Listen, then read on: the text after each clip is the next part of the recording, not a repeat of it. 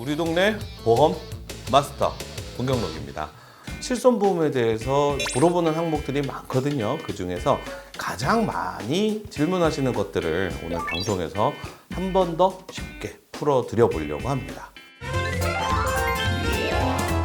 이거는 실손보험을 가입하시려는 분들도 많이 물어보시지만 이미 가입하신 분들도 엄청나게 물어보시는 질문이에요. 실손보험이 어디까지 보장하느냐? 어떤 걸 보장하느냐? 보장하지 않는 건 어떤 거냐? 실손보험은 기본적으로 치료를 목적으로 병원비 지출하셨으면 해드릴게요. 그런데 그 중에 요런 거는 안 됩니다 라고 해놓은 건데, 안 되는 항목은 어떤 게 있냐면 대표적으로 미용을 목적으로 하는 행위, 또 하나는 내가 어디가 아파서 이상이 있어서 하는 검사가 아니라 어디가 아픈 데가 있을까 봐 걱정돼서 건강검진하는 그런 건강검진 비용은 안 된다라고 보시면 될 것 같아요. 그러면 치료를 목적으로 하면은 내시경 검사 비용도 되나요? 라고 물어보세요. 네, 돼요.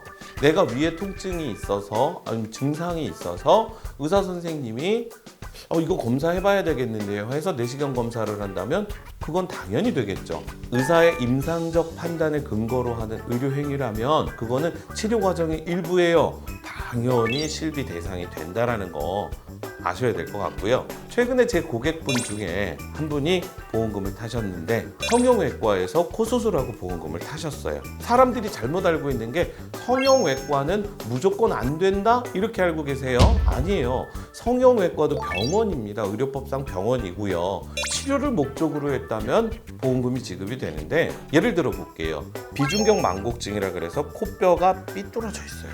이 비뚤어진 코뼈 때문에 만성 비염, 그리고 심한 코골이와 수면 무호흡증, 그거를 치료하기 위해서 이비인후과에서 의사 선생님이 코 수술을 하셔야겠습니다 라고 처방을 내린 거예요.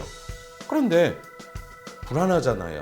그래서 그 이비인후과에서 수술하지 않고 진료 의뢰서를 받아가지고 성형외과에 가서 수술을 하셨다면, 그렇게 해서 치료를 목적으로 하신다면 받을 수 있는 거죠. 실제로 받으신 분이 있고요. 그래서 여러분들이 아셔야 될 건 치료를 목적으로 하면 된다라는 건데, 절대 안 되는 항목이 있습니다. 비록 치료여도. 그게 바로 대표적인 게 치과하고 한방병원이에요.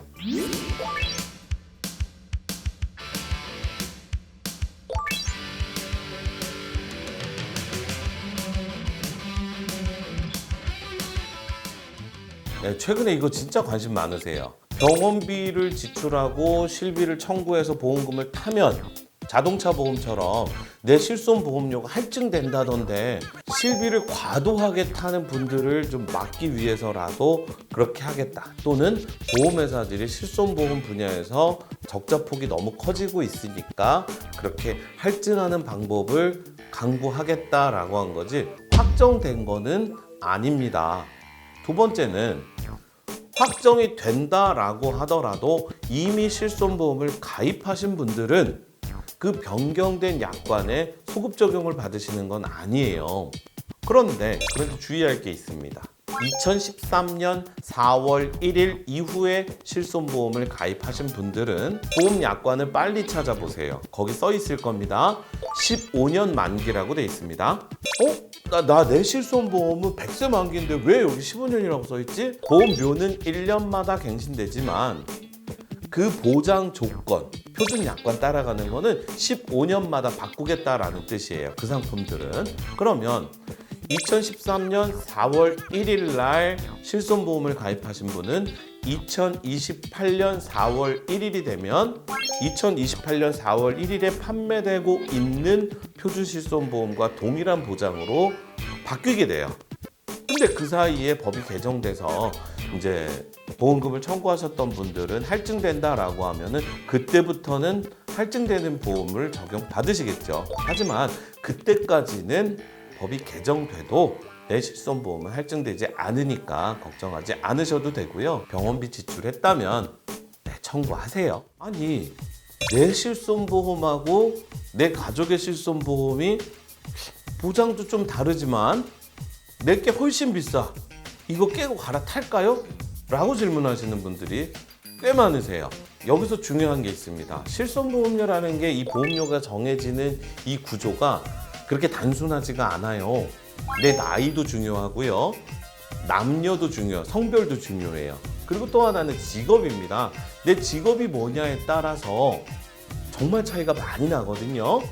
그런데 직업도 같고 나이도 비슷하고 성별도 같은데 보험료가 차이 난다. 그래서 깨고 갈아탈까? 그럼 그 전에 꼭 확인하셔야 될 게 있습니다. 내가 실손보험을 언제 가입했느냐예요. 저한테 질문을 하신 분 중에 어떤 분이 그 얘기 하시더라고요. 아니 내 실손보험은 내 형제하고 나하고 나이가 2살 차이밖에 안 되는데 내 거는 10만 원대인데 내 동생 거는 2만 원대라는 거예요. 이거는 진짜 누가 생각해도 갈아타야 될 것 같잖아요. 2018년 4월 1일 이전에 실손보험을 가입하신 분들이 본인이 가입한 보험이 실손보험인 줄 알고 계세요. 그냥 편하게. 근데 대부분 종합보험에 실손보험을 특약의 형태로 가지고 계시거든요.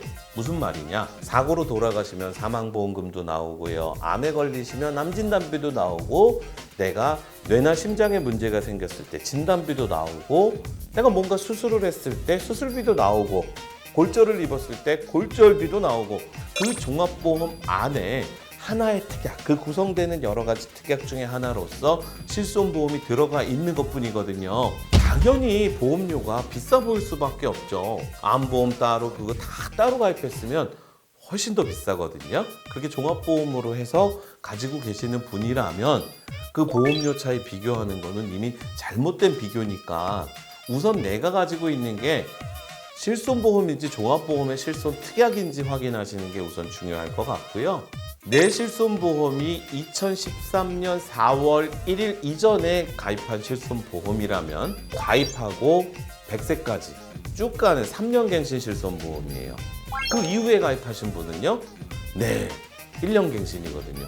둘의 보장은, 보험료는 다를 수밖에 없어요. 그리고 또 한 가지, 요즘에 착한 실손보험이라고 하는 그 실손보험, 보험료가 좀 더 저렴하니까 착한 실손보험이라고 하는 거거든요. 근데 이 착한 실손보험으로 갈아타시면 어떤 일이 생기냐면 보험표준약관이 개정이 돼가지고 병원비 받으면 할증된다? 그럼 그거 적용 받으셔야 돼요. 나중에 언젠가는.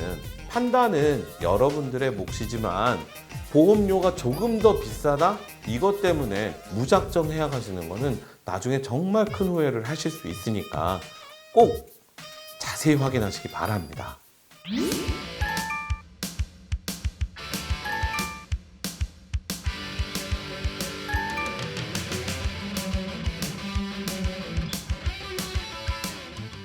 오늘은 여기까지.